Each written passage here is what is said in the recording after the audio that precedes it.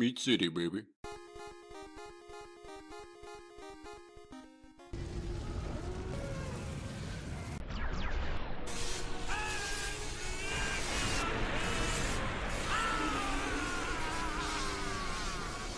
Hello and welcome back to Meat City Gaming. JD here with another Star Wars Galaxy of Heroes video, and today we're covering the Military Might Assault battles. These battles have you face off against the Empire through 8 waves, and you have to use a team consisting of rebels or clones. And the rebel faction is probably the strongest faction in the game. Lots of characters to choose from, very powerful characters, so this is one of the easier assault battles. There's a lot of ways you can go at this. I'm going to do 2 different methods in this video. First, we're going to tackle the bonus tier, the harder tier of the missions, and then I'll do the first tier second, because that's a little bit easier. You probably don't need a walkthrough for that. If you can beat the bonus tier, you can beat the first tier, but I'm going to do them with 2 different teams. First, I'm going to tackle the bonus tier with a Zeta Jin lead and some assorted rebels, and then for the second level of the event, I'm going to use a Phoenix squad. And the Phoenix squad is pretty under-geared. They're gear 8 with the exception of Ezra at gear 10. They're not super well modded. So if you've been working on your Phoenix, and again, this is another opportunity to work on Phoenix because you can use them in so many facets of the game, I really recommend at least getting them to that point because they can do so much for you with that little bit of investment. So first, the bonus tier, we're using a Zeta Jin lead. The good thing about her is that she regens protection on rebels whenever they gain a buff. So this is an 8-wave fight, it's an endurance fight, and when you have these long fights, if you can regenerate protection, in addition to having a healer to regenerate your health, it'll help you sustain your characters for the long haul that is this battle. Not necessary by any means, but the way that I went about it. Obviously, if you have Commander Luke Skywalker, you could put him in as your leader, and you'll be just fine. He will help carry your team. But I'm tackling this one in a little bit of a different way. You do want to tank, mostly because they'll take damage throughout the fight and kind of keep it off your other characters. And for wave 8, the final wave especially, it's important to have one. And Baze is even better because he starts each encounter with taunt. He's a pre-taunter, which is important. But if you don't have Baze geared and ready to go, you can make do with any tank. Just make sure you have the turn meter and the turns in mind when you go into that 8th wave. So we cleared the first wave easily. It's just generic stormtroopers. There's no real trick to it. Work your way through them. Finish targets one at a time.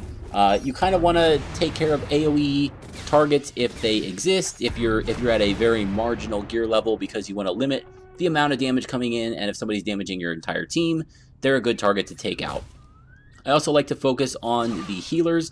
In this case, the Sand Trooper Commander can heal other targets. Again, rebels have some high damage dealers, so one-shotting a target or just 2 attacks to kill a target is not very uncommon, so it's not a big problem. It's not like you're spending 3-4 attacks whittling someone down, and then the commander can swoop in and heal them back up to full, and you have to waste a whole lot more time.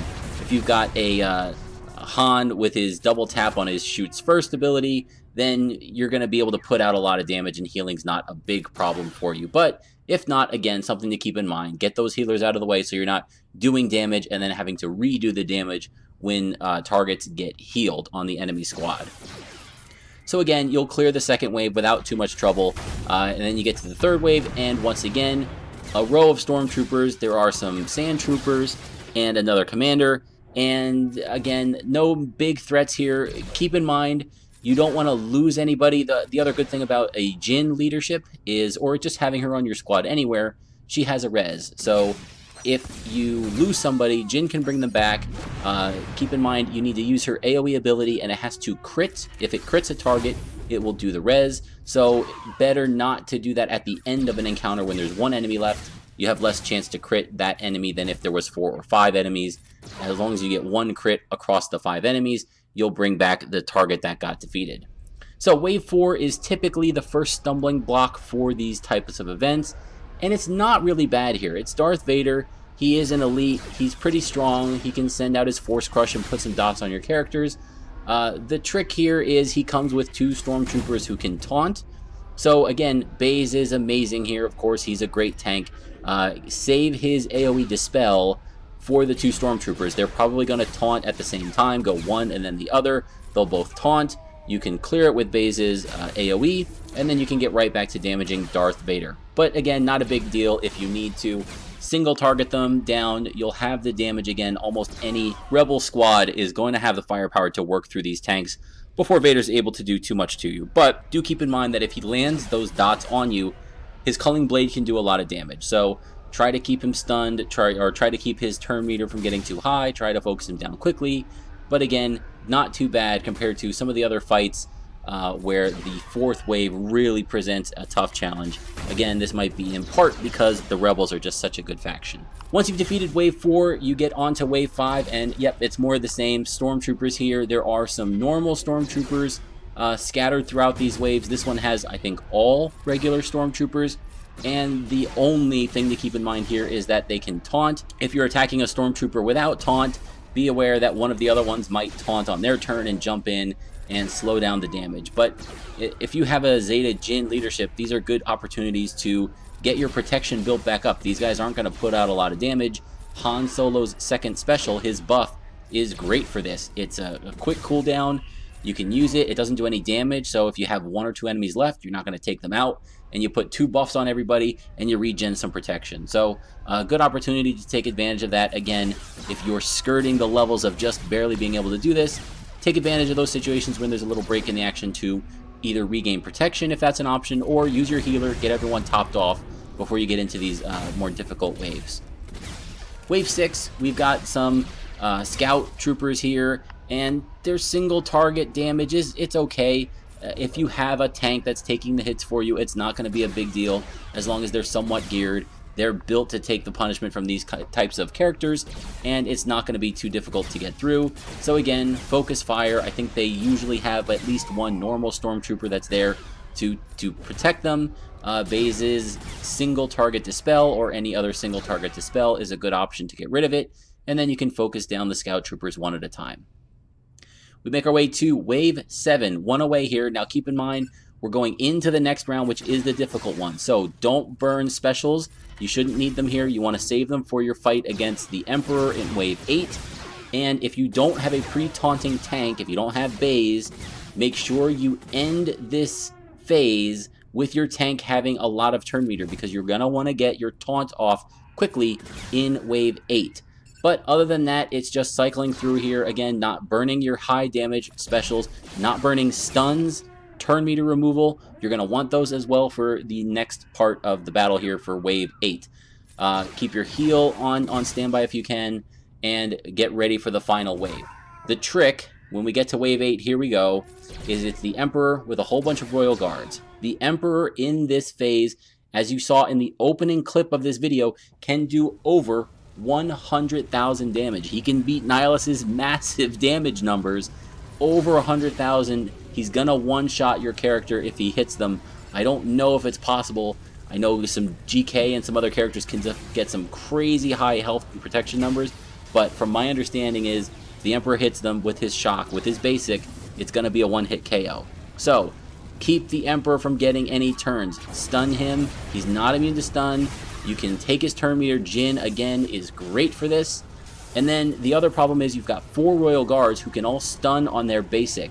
And the way you get in trouble in this battle is if those Royal Guards don't have a tank up taunting them, and they can run wild, and they stun your Han, they stun your healer, they stun your Jin, and they just keep cycling stuns. That's going to let the Emperor's turn meter get up. He's then going to go and start killing off your characters. So if you have a taunting tank, they can stun Baze all day, and that's not going to cause a problem for you, because the rest of your DPS characters, your stun characters, will be able to attack and kill the Royal Guards and keep the Emperor stunned. So getting through this, not that bad. If you know what you're getting into, you come into it with a strategy, you'll be able to beat these missions. And the great thing about them are the rewards. You get 3 sets of shards. Usually it's 1 ship and 2 characters. This time they're all from the Empire faction. And yeah, you may have these, but you may get some that you don't. Gar Saxon and some of the more rare, more recent additions to the game are in there. And you can really beef up your Empire collection. And you get to do 2, and I think you get to do it 2 days back to back. So it's 4 total times while the event is running. So these are great events. Lots of fun, and these are using Rebels, so it's not even a niche faction that you might not have ready to go. You should have a starting roster of rebels ready to go, because they're useful in a lot of aspects of the game, especially now with light side territory battles going on. You need to have a solid squad or two of rebels. So invest in it. Use this to help increase your Empire faction so that you can be ready to roll for dark side territory battles and things like that. So what we're going to do now is let the Phoenix team footage in Tier 1 roll. I'll let you watch that. I'm not going to give the commentary. I think the Emperor's damage in Tier 1 is way subdued. You can actually take hits if you need to without getting one hit from the Emperor. But again, running Phoenix is a good option because you have Zeb. Zeb can stagger and he can stun, and if you're staggering and stunning the Emperor, he's not going to get any turns, and you'll be able to get through it without too much trouble. So I'm going to let that play. Hopefully, if you guys have one of these two teams here, and this video will help you out getting ready for this battle. This was recorded from the last time the event ran, which was maybe a month ago. The event is about to start. By the time I'm posting this video, it's going to be up, and this will be the first time since the recent rework of Vader and the Emperor. Will they be in their reworked version in this battle? I don't think so. The big question is, does the Emperor get his ability where at the start of every character's turn, are they going to lose 20% health for being a rebel, for being shocked, for being a Jedi? So if your rebels are losing 20% of their health every turn at the start of every turn, that could make this fight more difficult. I don't think they'll activate that for the ability. By the time I'm editing this and it's ready to go, I'll probably have tried the battle out. So I'll put a little annotation in here if it does change with the Emperor rework. But other than that, this shouldn't be much trouble. Put together a good squad, go in with a plan, and execute it, and you should be able to get yourself through this event and get some of those nice Empire shards to help build out your squads. Hopefully you guys found this video useful. If you did, I do really appreciate a thumbs up. Tell me that you liked the video. Leave a comment if you do something differently, if you like the way I did something, or you don't like the way I did something. Feel free to leave a comment and let me know. I appreciate hearing from you guys as well. Anyway, good luck with the battle. Thank you for joining me, and I'll see you next time.